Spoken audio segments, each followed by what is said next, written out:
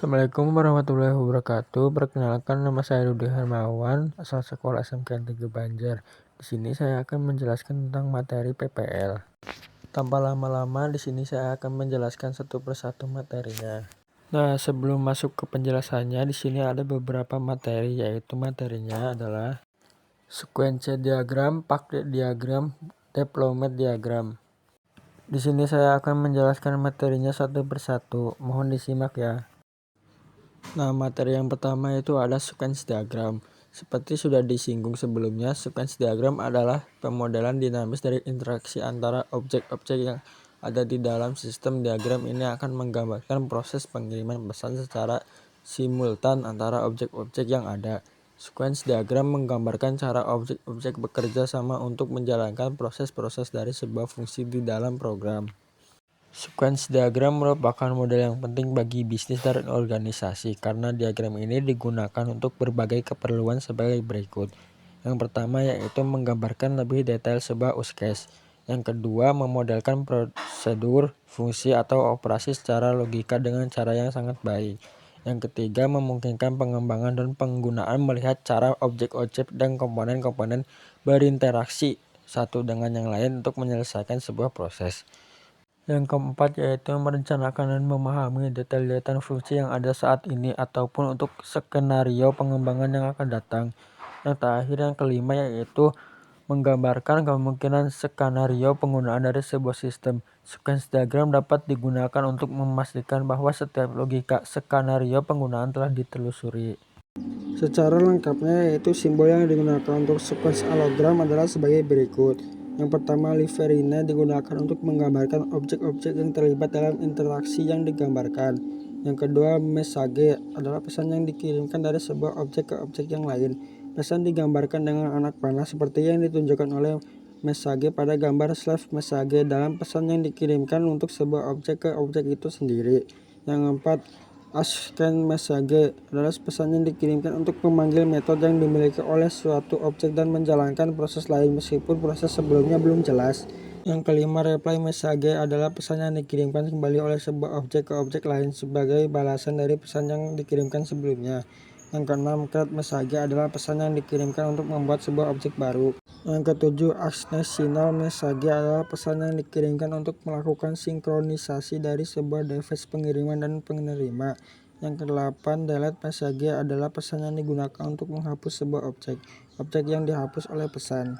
Nah, di sini untuk menggambarkan sequence diagram dapat dilakukan dengan langkah-langkah berikut. Yang pertama, pada model Explorer, tambahan sequence diagram. Kedua, pilihan sequence diagram yang sudah ditambahkan. Ketiga, drag storyboard, tambahan 4 buah 4 aktor atau objek sesuai liverine. Untuk mewakili, beri nama untuk masing-masing liverine berturut-turut. Pegawai, anggota, buku, dan transaksi. Yang kelima, tambahkan pengiriman pesan untuk validasi keanggotaan dari pegawai ke anggota. Yang keenam, tambahkan pengiriman pesan untuk pengecekan jumlah buku yang sudah dipinjam dari pegawai ke anggota. Yang ketujuh, tambahkan pesan-pesan yang lain sehingga semua pesan sudah ditambahkan dan gambar sudah sesuai. Yang kedelapan, simpan pekerjaan yang sudah dibuat. Nah, materi selanjutnya yaitu ada package diagram. Package diagram digunakan untuk menunjukkan struktur dan ketergantungan antara subsistem atau modul-modul yang ada di dalam sistem dengan berbagai level sudut pandang yang berbeda. Struktur dengan level pandangan berbeda tersebut sering dibutuhkan pada sistem yang berupa aplikasi multiplayer.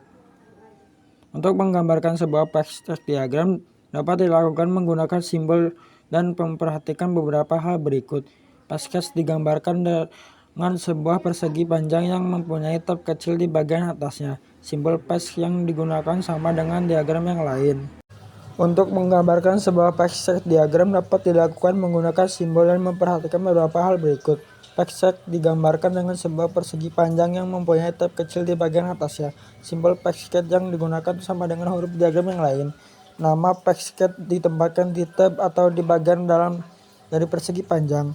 Ketergantungan dependencies digambarkan dengan menggunakan anak panah dengan garis putus-putus. Sebuah package bergantung pada package yang lain. Jika perubahan pada sebuah package yang lain mungkin saja memaksakan perubahan pada package yang pertama. Untuk menggambarkan package diagram dapat dilakukan dengan langkah-langkah sebagai berikut. Yang pertama, pada proyek yang sedang dibuat di jendela Start UML, klik kanan di model Explorer pada diagram pohon yang ada. Pada menu pop-up yang muncul, klik add diagram dan pilih package diagram. Sebuah package diagram akan ditambahkan ke diagram pohon. Yang kedua, pilih diagram tersebut. Yang ketiga, dari toolbox tambahkan package sejumlah yang diperlukan dan beri nama masing-masing package tersebut.